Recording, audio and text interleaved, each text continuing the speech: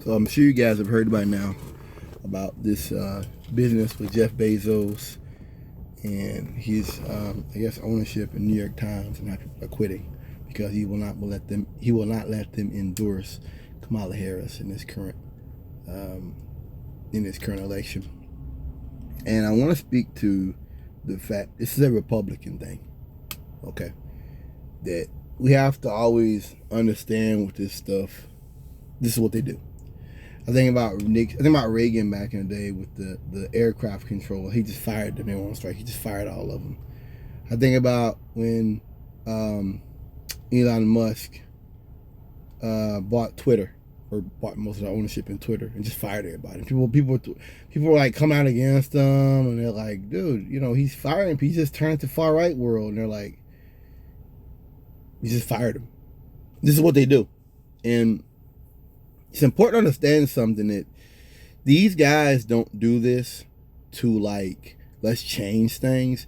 They're willing to ruin these things because the goal is social control. This is how they're going to deal with going into the future. It's about social control, and it's about social control, and that you don't have the people, so we'll just basically take over this stuff. And then, of course, these people will quit because, as I said it before, man can't do a job, he ain't got a job. If I can't talk about what I believe in that kind of a sphere, then what are we doing? There must always be a certain hermeneutics of suspicion when it comes to capital. There must be that's got to always exist if you're going to do your job. And it's where we have trillionaires now. And we have climate change getting to the point where 90-degree temps goes to Florida, and how you have people that still deny climate change. You have to always acknowledge who benefits in these matters. If you're not doing your job. And I've been wanting to speak about this in detail. Let's do this now. So this is the New York Times. Jeff Bezos defends decision to end Washington Post endorsements.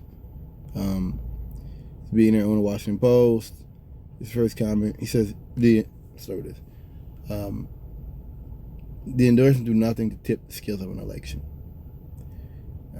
He said, what presidential endorsements actually do is create a perception of bias, a perception of non-independence. Ending them is a principled decision, and it's the right one.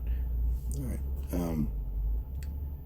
Chief executive said, the statement of support of our readers' ability to make up their own minds. Said nothing about his motivation for the decision, and he's owned the paper since 2013. He's trying to create favor with the Trump administration. They had already drafted an endorsement of Vice President Kamala Harris. That's important to add here. This wasn't like they were thinking about it. They already were going to do it. He came in at the last minute and told them no. That's important to remember. This was a situation where I knew what I want to do, but I can't. He said, quote, will not pursue his interests. There's no quid pro quo of any kind at work. You can see my wealth and business interests as a board gets intimidation, or you can see them as a web of conflicting interests. Only my own principles can tip the balance from one to the other. I assure you that my views here are quite principled. I believe my track record as owner of the Post since 13 practices up. You can see my wealth and business interests as a board gets intimidation. Yeah, you're using your money and your ownership of a paper, the Washington Post just said that. You're using that to control some of the, I don't know why, but they've always been kind of conservative, but you're using it to kind of control people who otherwise wouldn't be able to control them. This is like the next move of Trumpism. It's like, we'll just buy out society. This is the white boys buying out society. I can't reason with you. I cannot intellectually reason with you as a man. So I've got to take over the people you respect and you like and threaten their jobs. And that's how I will remain in control of society. You can see my wealth and business interests as a board gets intimidation or a web of conflicting interests. It's amazing how these white boys, they'll say stuff and it's the truth. Like when they were talking about going up into space, and Elon Musk was saying that this is not an escape hatch. That's exactly what it is. That's exactly what that stuff is. That's exactly them leaving us behind. You're celebrating people talking about moving to live on Mars. What did the president say? What did President Biden say? Well, good luck. And for me, it would be, well, I always say I go a little further than Joe Biden. Good riddance. He said, Jeff Bezos said he wished the decision had come earlier than it did, less than 2 weeks before the election. It's due to inadequate planning and not some intentional strategy. Well, I don't think it's that. I think it's that they don't really care. Like, they're not, it's important to remember that these billionaires, I don't think they really care. This isn't like Russia, like RT, where it's like, let's show all the bad things about America and let's bring on people who are real leftists and like real content creators. But like, let's only show the bad. Like, this, it's not what they're doing. What they're doing is, this is how we will control the left. This is how we're going to control the left going forward. And this is how we're going to like make it to where the left doesn't work. You understand? It's like me getting in NASCAR and like the head dude, my biggest competition, let's go tamper with his engine and like pop his tires. I'm not trying to make a good car. I'm not trying to go and read books and learn and talk. I'm just trying to make it where no one can compete with me. And all people that try to they're gonna fail. Why would you wait till the last 3 weeks of the election to jump in and tell people you can't do something we've always done? Marty Byrne, current recent editor of the Post, called the decision cowardice, with democracy as its casualty. Bob Woodward, Carl Bernstein, ignored, quote, the Washington Post's own overwhelmingly repertorial evidence over the threat Donald Trump posed to democracy. So that means that, and they've continued to be aggressive against Trump, but that means that it's like the police saying, like, it's like a DA writing a paper. He's like, we believe this person did this and we have the evidence. At the last, like, we're not going to charge him. It's like everything you're saying leads up to the only thing you can do is charge them and bring them in front of a court. But instead, you're not going to. So you're doing the part you're supposed to do, but you're not going to, the bottom line, you're not going to go after them. All three journalists said they were stepping down from the Post 10-person editorial board. The three, David Hoffman, who's worked at there since 1982. That's over 40 years. Molly Roberts and Millie Mitra, the director of audience for the opinion department, also they were stepping down. That makes me sad.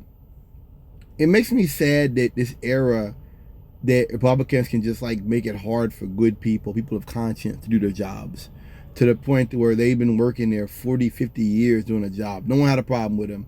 And now it's like they got to drop out because of the fact they can't do their job and because of the fact they fear violence. When I think about Rick Bright, I've talked about, Rick Bright worked for BARDA, and he was trying to warn about COVID. And there's people that make masks that were trying to warn them about COVID, and Trump didn't know anything about it, didn't prepare for it, didn't make any decision, and because of that, Trump tried to move him, and Trump was calling him, frustrated. Yeah, I think I don't blame him for that. He did his job. Well, that's called retaliation. You're moving me because I tried to warn people about a pandemic, and the fact that people are trying to not only buy up masks, they were trying to buy up the equipment to make masks. That's how serious COVID was. That's how serious some people, unknown people, thought it was. And so I'm trying to warn you about it, and your response is to get me fired? That's Trump. That's how these rich white boys, that's how they think, is that if they can't control it, I'll fire you. I'll move you. I'll demote you for doing your job, which is protecting and alerting the American people. What John Kennedy talking about? To inform, to arouse, to reflect, to see our dangers, opportunities, to lead, mold, guide. Like that's the press. That's the job of the people I mentioned as well, Rick Bright. Another one thing about Cassidy Hutchinson. These are people that probably aren't even that left. They're just doing their jobs. And because of Trump and these billionaire trillionaires, they have to quit. And because to me, I think about John Kennedy. I think about Portraits in Courage. John Kennedy talked about how, I think it was he wrote the book, or Dad wrote the book, and he talked about how people said, "Why was the book so short? Why was the book so short?" And that there weren't a lot of people that were portraits. Basically, the book was about people that did a job and risked their job to do the right thing, to do the moral thing, and to save lives. And I just wonder what someone think today reading that book. We've had a whole lot of Portraits in Courage, and it's even worse now because we had the doctor in Florida that was talking about COVID, and DeSantis had her fired, and had a SWAT team go to her house. You're trying to get people killed. You're trying to get me killed. You're literally trying to get people killed because they don't want to play your game, and they're not willing to go along with your lies. And as a man, at a very basic level, I have a problem with that. These are the people that are there to protect us. I really think the job of the press is to have a critique on society, the humanities, meaning that there isn't always a solution, but we should be concerned about this. We should be more informed about this. We should watch this. Maybe we should stop this. I thought about RoboCop once again, that this is another example of us living in that universe of billionaires having the amount of money to just take over. In that movie, it was about, OCP and them being able to actually buy out a city. But, we're getting there. They're able to just buy out the press and say, no, yeah, Trump's bad, but you can't endorse Kamala.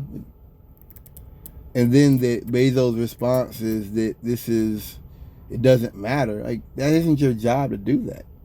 That isn't a decision for you to make.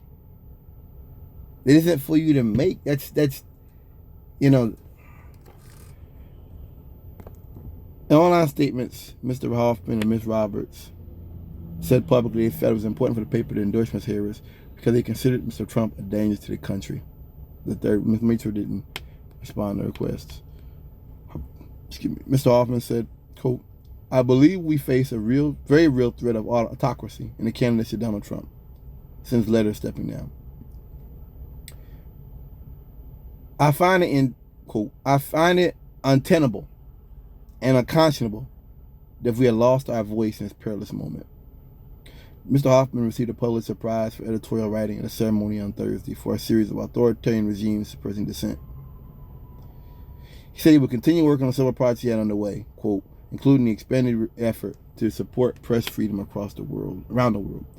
Ms. Roberts on post on X said, quote, the mission of an editorial board is simpler than it may seem.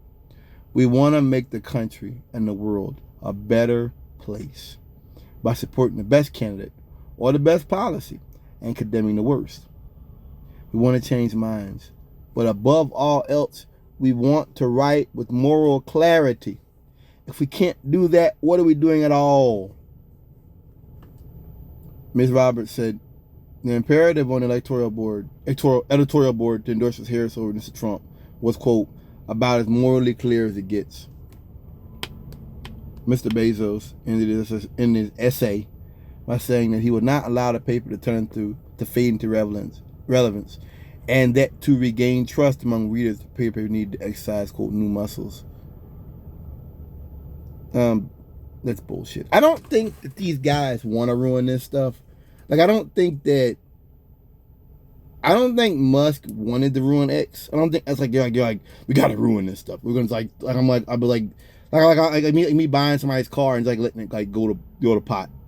I don't think that's their goal.